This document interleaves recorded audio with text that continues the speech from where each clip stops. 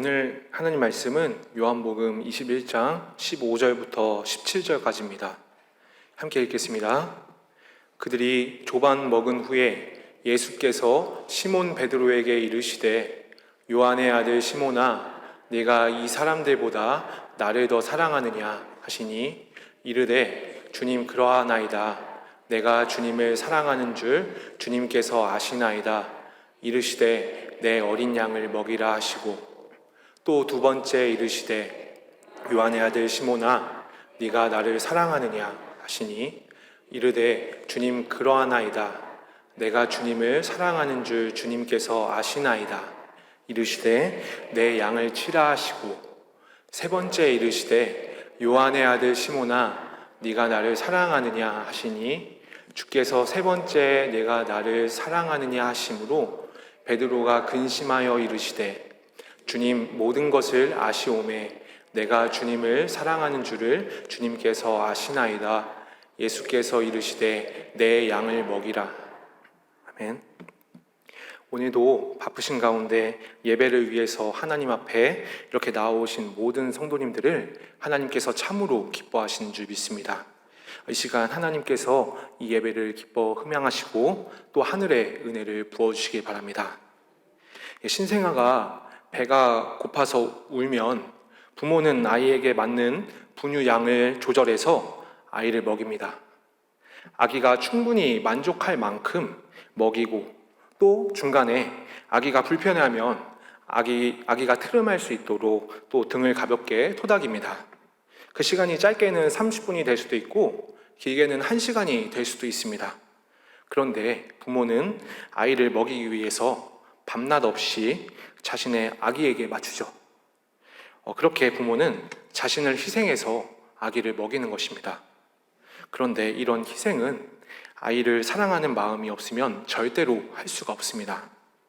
하루 이틀 정도는 할 수 있겠지만 그 아이를 위해서 몇 개월 동안 헌신할 수는 없을 것입니다. 사랑하는 내 아이이기 때문에 자신을 희생해서 아이의 배를 불리는 것이죠. 그러니 부모가 아이를 먹이는 것은 단지 분유를 먹이는 것을 넘어서 아이에게 사랑을 먹이는 것입니다. 오늘 우리가 함께 읽은 본문 말씀에서도 예수님께서 베드로에게 내 양을 먹이라 라고 말씀하셨는데 우리가 오늘 이 말씀을 사랑을 먹이는 자라는 제목으로 함께 나누어 보려고 합니다. 예수님께서 부활하신 후에 갈릴리 바닷가에 있던 제자들에게 찾아오셨습니다.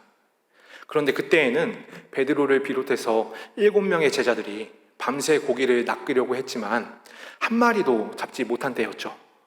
예수님께서는 그런 지친 제자들에게 찾아오셔서 153마리나 되는 물고기를 잡는 기적을 베푸셨습니다. 그리고 피곤한 제자들을 위해 떡과 생선을 준비해 주셨죠. 함께 아침을 먹고 예수님께서는 베드로에게 물으셨습니다. 요한의 아들 시몬아, 네가 이 사람들보다 나를 더 사랑하니? 베드로는 지금 예수님 앞에 서기 부끄러운 상태입니다. 예수님의 눈도 마주치기 힘든 상태입니다. 불과 며칠 전에 십자가 사건 때에 그는 예수님을 3번이나 부인했습니다. 예수님을 위해서는 어디든지 쫓아갈 수 있겠다, 주님을 따르겠다 결단했던 그가 곧바로 예수님을 배반했습니다. 한순간에 예수님을 가장 가까이에서 따르던 수제자가 한순간에 배신자가 되어버린 것이죠. 그러니 베드로는 지금 내면에 아주 깊은 땅굴을 파고 있고 예수님의 이 질문은 그에게 덮고 싶은 부끄러운 과거를 되살리게 하는 질문이었습니다. 그런데 그때 예수님께서는 그를 요한의 아들 시몬이라고 부르십니다. 이 이름은 베드로의 부모님께서 지어주신 이름으로 예수님을 만나기 전에 쓰였던 그의 본래의 이름입니다. 예수님을 만나기 이전에 죄에 속했을 때 그의 이름이죠. 그런데 예수님께서는 그를 반석을 의미하는 베드로가 아닌 사람의 아들 시몬으로 부르셨습니다. 왜일까요? 배반 사건으로 더 이상 그가 반석으로 불릴 자격이 없기 때문일까요? 아닙니다. 연약한 그를 사랑하셨기 때문입니다. 예수님께서 본래 베드로의 연약함과 그의 죄인됨을 잘 알고 계셨습니다. 그걸 알고도 베드로를 자신의 제자로 삼으셨죠. 그리고 베드로가 예수님을 부인할 것을 잘 알고 계셨습니다. 그럼에도 그를 내쫓지 않으셨죠. 오히려 그가 실패하며 낙심할까 걱정되어서 그에게 미리 알려주셨습니다. 그리고 실패한 그에게 다시 찾아오셔서 연약한 그의 이름을 불러주십니다. 그러니 예수님께서 그를 시몬이라고 부르시는 것은 그의 연약함을 사랑으로 덮으시기 위함입니다. 이를 통해서 베드로에게 내가 없으면 너는 죄를 이길 수 없는 그런 연약한 존재야. 죄를 이길 수 없는 존재이지. 그러니까 괜찮아. 라고 말씀하신 줄 믿습니다. 사랑하는 성도님들, 이처럼 예수님은 시몬을 향해 어떠한 비난과 정죄도 하시지 않으셨습니다. 그저 사랑으로 덮으셨고 또 그의 연약함을 사랑으로 품어주셨습니다. 그리고 지금 예수님 앞에 선 베드로의 모습이 바로 우리의 모습인 줄 믿습니다. 우리 중에 연약하지 않은 사람이 누가 있겠습니까? 스스로 자신을 괜찮은 사람이라고 생각하더라도 한순간 죄에 빠져버려서 낭망하는 우리는 연약한 사람들입니다. 모두 예수님을 만나기 이전부터 죄로 가득한 사람들이었고 또 예수님을 만나서 죄를 조금이나마 알게 되어서 예수님 앞에 늘 죄를 짓지 않겠습니다 결단하지만 그럼에도 곧이어 또 넘어지는 그런 연약한 사람들입니다. 늘 죄에 사로잡혀 있는데 그것에 대한 인지도 못한 채 죄에 끌려다니는 연약한 인생들이죠. 그러나 예수님께서는 그런 우리의 연약함을 사랑으로 덮으십니다. 처음부터 우리의 연약함을 아셨고 연약한 우리가 너무나 불쌍하고 안타까워서 사랑하셔서 우리에게 찾아오셨습니다. 또다시 죄에 빠질 것을 잘 알고 계시지만 한결같이 사랑을 부어주십니다. 그러므로 오늘도 우리는 예수님의 사랑 안에 거하는 줄 믿습니다. 예수님께서 우리의 연약함을 사랑으로 덮어주시는 줄 믿습니다. 죄에 눌려 살아가는 우리를 사랑으로 다시 일으켜 주시는 줄 믿습니다. 저와 함께 선포하시겠습니다. 사람의 연약함을 사랑으로 덮습니다. 마태복음 26장 75절 말씀을 함께 읽겠습니다. 이에 베드로가 예수의 말씀에 닭 울기 전에 내가 3번 나를 부인하리라 하심이 생각나서 밖에 나가서 심히 통곡하니라. 아멘.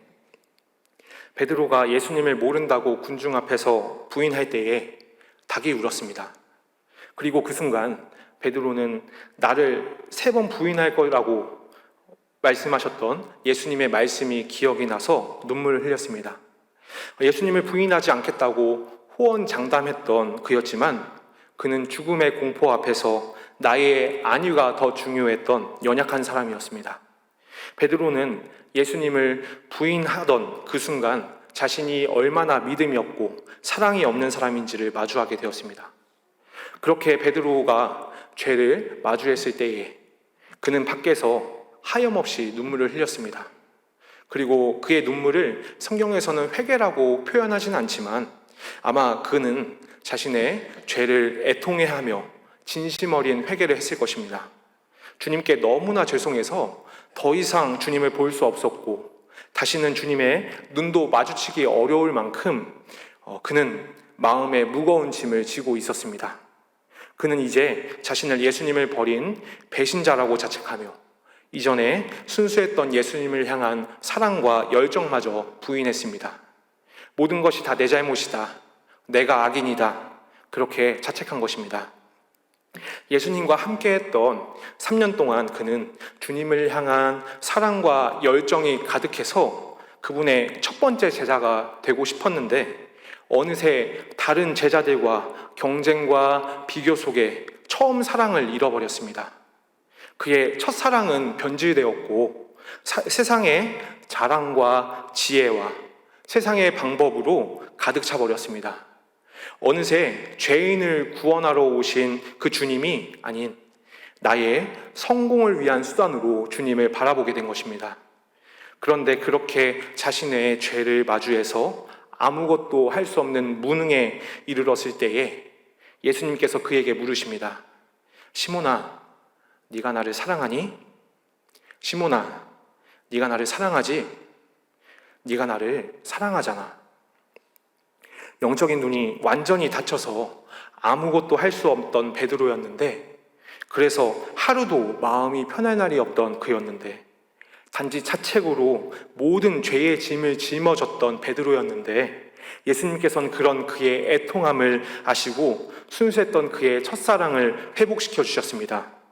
영적 소경이 되어버렸던 베드로의 눈을 밝히셨습니다. 그러니 이제 베드로는 주님을 제대로 볼 수 있게 되었습니다. 죄와 세상으로 왜곡된 시선이 아닌 그대로의, 있는 그대로의 예수님 말이죠. 이제까지 예수님과 함께 다니며 주옥 같은 말씀을 들어왔어도 그것을 세상의 가치관과 자신의 생각으로 변질해서 들어왔던 베드로가 이제는 주님의 말씀을 있는 그대로 듣게 된 것입니다. 이처럼 예수님께서는 영적 소경인 베드로의 눈을 뜨게 하셨습니다.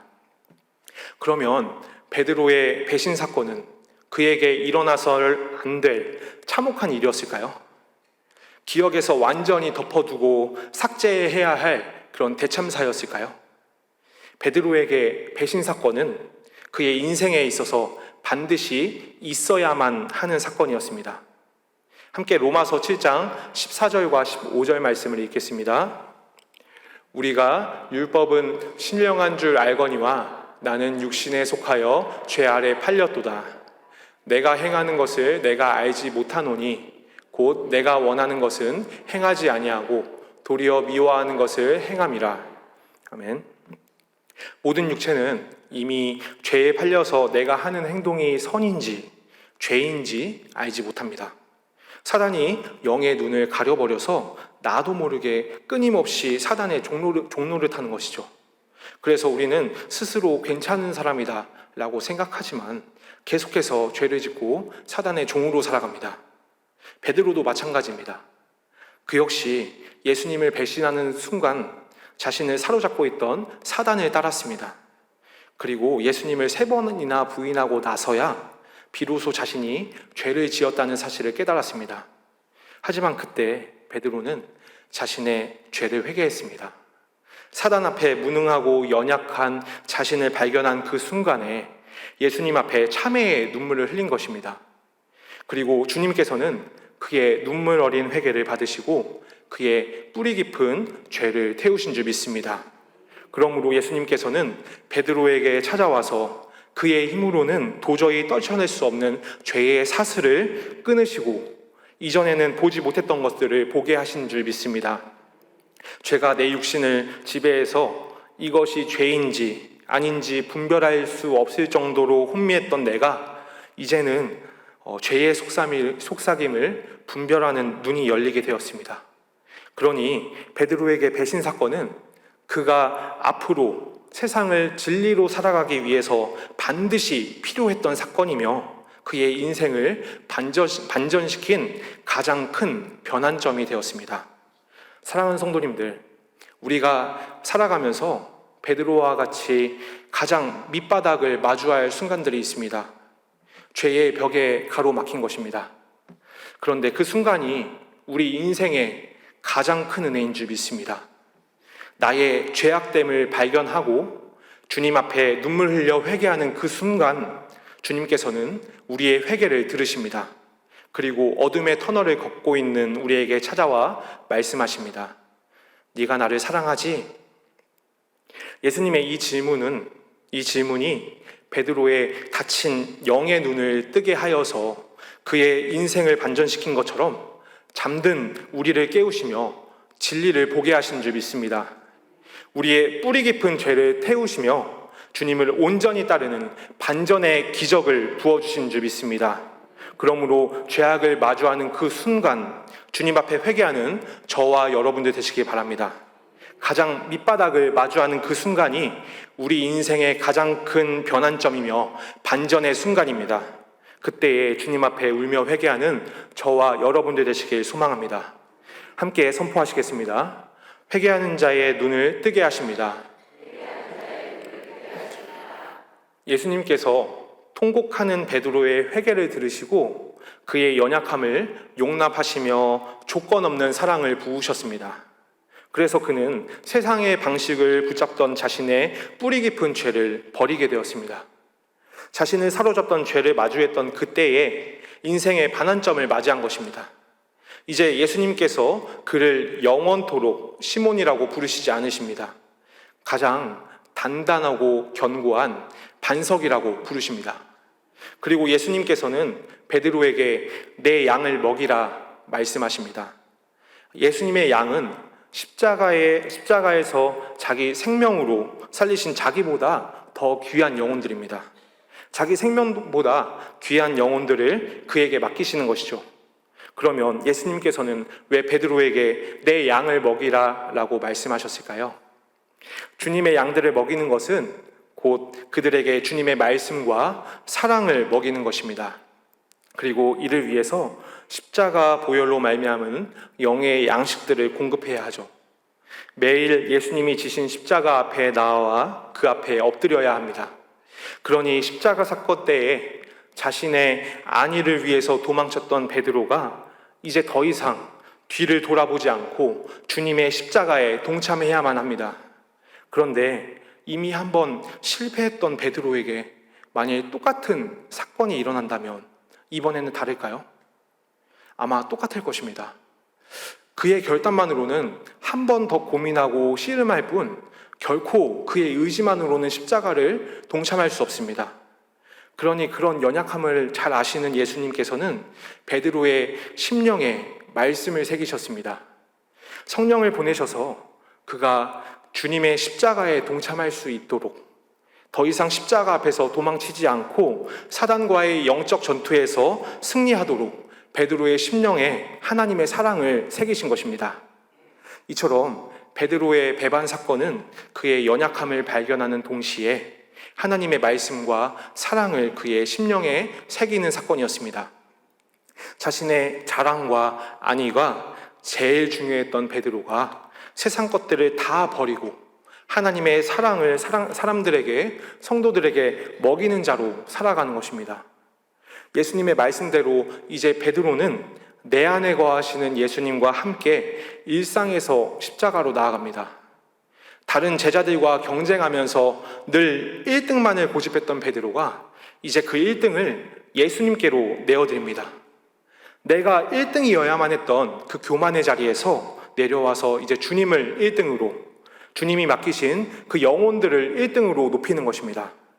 이제껏 세상의 가치관으로 1등의 자리에만 있던 베드로이기 때문에 아직 다른 사람들의 마음을 공감하는 것이 많이 부족할 것입니다. 그래서 때론 섬김의 자리가 버거울 수도 있습니다. 그가 사랑 없는 자신의 한계를 발견할 때마다 주님께 은혜를 달라고 부르짖을 때에 하나님께서 그의 지경을 넓히시고 이전에 자기만 보았던 그의 교만한 눈을 다른 이들의 마음을 헤아리는 겸손한 눈으로 돌릴 줄 믿습니다. 주님께서 그의 사랑 없음을 불쌍히 여기셔서 사랑의 시야를 넓히시고 그의 굳은 육체를 겸손한 육체로 날마다 세워가실 줄 믿습니다.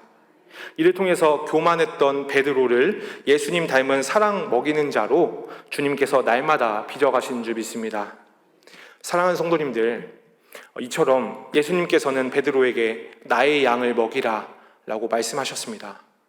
그런데 이 말씀을 지금 우리에게도 동일하게 하신 줄 믿습니다.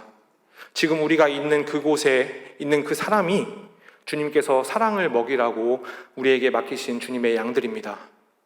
그러므로 우리가 바로 그 사람을 1등의 자리로 높이길 바랍니다. 겸손히 그를 위해 낮아지고 또 헌신하기를 바랍니다.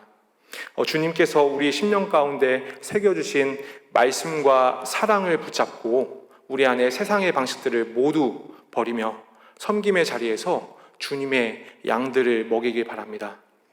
부족한 우리가 주님을 따르려고 주님께 은혜를 구할 때에 주님께서 다친 우리의 눈과 육체를 겸손에 옷 입혀주실 줄 믿습니다.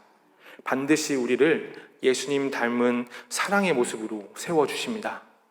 하늘의 권능을 부어주셔서 나밖에 모르며 다른 사람을 헤아리지 못했던 우리에게 공감의 마음을 주시고 필요와 사랑을 채워주시는 사람으로 만들어 가실 줄 믿습니다. 다 같이 저와 함께 선포하시겠습니다. 낮은 자리로 내려가 사랑을 먹이겠습니다. 말씀을 맺으려고 합니다. 오늘 우리는 실패해서 인생 밑바닥까지 내려갔던 베드로에게 찾아오신 예수님에 대해서 나누었습니다. 예수님께서는 베드로의 연약함을 사랑으로 덮어주셨고 회개하는 그의 영의 눈을 뜨게 하셨습니다. 순수했던 그의 첫사랑을 회복시켜 주셨습니다. 그리고 이제 예수님께서는 베드로에게 당신의 양들을 먹이라 말씀하십니다. 이 말씀은 능력 없는 베드로에게 짐을 지어주는 것이 아니라 예수님께서 직접 그의 심령 가운데 말씀을 새겨주셔서 베드로를 사랑하는 자로, 다른 영혼들을 먹이는 자로 세워주겠다는 말씀인 줄 믿습니다. 그러니 이제 베드로는 십자가를 지신 예수님을 따라서 1등의 자리에서 섬기는 자리로 내려오는 것이죠. 그런데 우리가 이렇게 가장 높은 자리에서 내려와 내 옆에 계신 분들을 섬기려고 할 때 주님께서 그렇게 구할 때 주님께서 사랑 없는 우리가 사랑할 수 있도록 은혜를 부어주십니다. 다쳤던 우리를 깨뜨리시고 우리의 부족한 부분들을 십자가 은혜로 채우실 줄 믿습니다. 그러므로 날마다 우리에게 맡기신 주님의 양들을 사랑으로 먹이는 저와 여러분들 되시길 바랍니다. 마지막으로 선포하시겠습니다. 사람의 연약함을 사랑으로 덮습니다. 회개하는 자의 눈을 뜨게 하십니다. 낮은 자리로 내려가 사랑을 먹이겠습니다.